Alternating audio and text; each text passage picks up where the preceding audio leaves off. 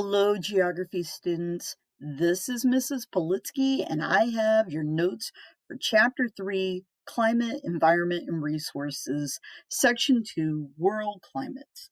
So as we go along, make sure you have your packet so you can follow along and take your notes. The climate zone of the tundra is located near the poles. And as you can see, this map below here, the areas that are kind of shaded in the kind of the gold color, that would be our tundra zone. So this would include pretty much all of northern Asia, a little bit of northern Europe, primarily part of Scandinavia, that peninsula here, uh, the coastal regions of Greenland, a lot of the islands of northern Canada, even including northern and western Alaska, would be within this tundra zone. Weather patterns differ depending upon elevation and location. So when we talk about regions that have mountainous terrain, these are areas that might have cooler temperatures. Native animal life is also useful to help us identify the climate zones because animals have a thick fur coat for cold weather, and others can survive in only wet climate zones.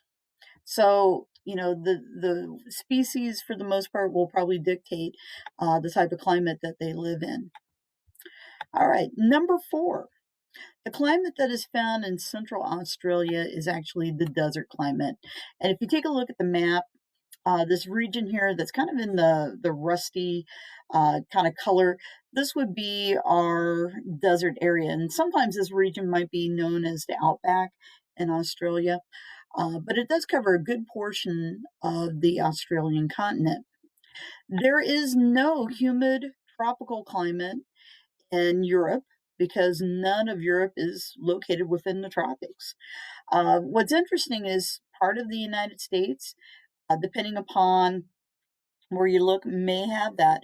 Matter of fact, we have areas in the United States that, for the most part, have a very diversified climate. Prevailing winds that change direction, creating wet and dry seasons, are called monsoons. If you take a look at the map over here, the regions that are kind of highlighted here, this would be our monsoon path. Probably the most famous area when we talk about monsoonal winds and rain would actually be the subcontinent of India.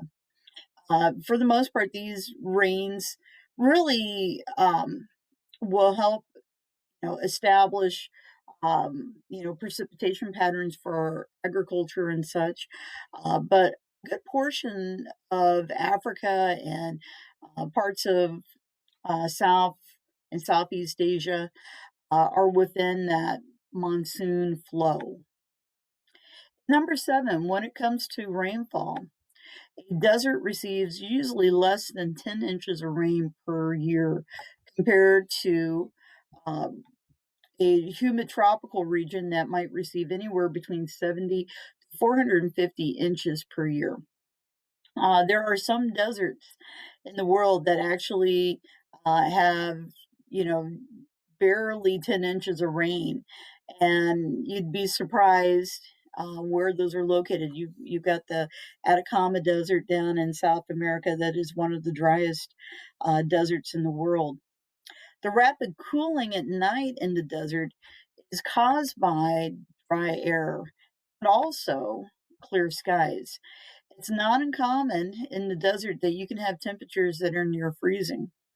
But in the daytime, you may have temperatures that will soar, into the 90s, even sometimes triple digits. So you can't rule out that you could have cold weather within the desert climate. And number 9, the humid subtropical climate and the marine west climate or coastal climates both have in common mild winters. And they typically occur near coast and they have evergreen forest.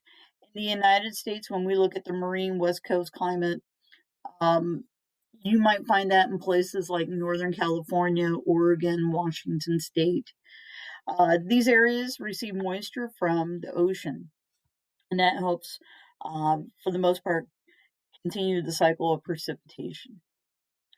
Number 10, climate that has the four distinct seasons is actually our climate zone, the human continental climate zone, the one that you're going to find in your home state of Nebraska.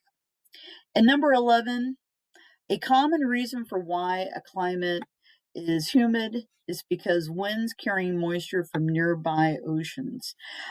In parts of the Midwest, because occasionally we have winds that come out of the south, we might get moisture from the Gulf of Mexico.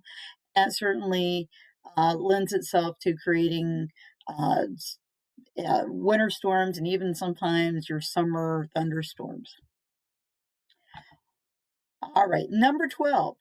In a highland climate, one might enter a polar climate as they travel to the top of a tall mountain. In number 13, the subarctic evergreen forest is sometimes known as the taiga. Number 14, climate changes as you go up a mountain because the air gets colder. Thank you very much.